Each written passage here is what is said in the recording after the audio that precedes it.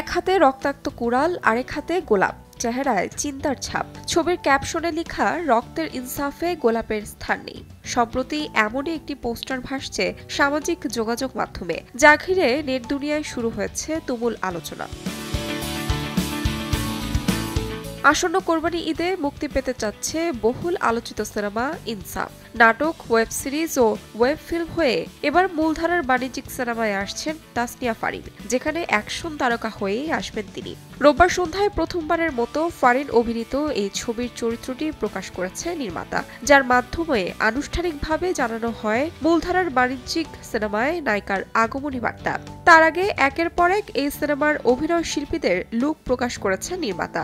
এরই মধ্যে শরীফুল রাজ এবং মোশাররফ করিমের লুক সামনে এসেছে, যা নজর কেড়েছে ভক্তদের। ইনসাফ একটি অ্যাকশন থ্রিলার সিনেমা, যা প্রতিশোধ, ন্যায় বিচার এবং মানবিক সম্পর্কের গল্প নিয়ে নির্মিত। গত ঈদুল ফিতরে ফারিন একটি ওয়েব ফিল্মে অভিনয় করেছেন। কাজল আরিফিন পরিচালিত হাউ সুইট ওয়েব ফিল্মে সহশিল্পী হিসেবে ছিলেন অপূর্ব। কমেডি ও রোমান্টিক ধাঁচের এই ওয়েব ফিল্মের জন্য প্রশংসিত হন ফারিন।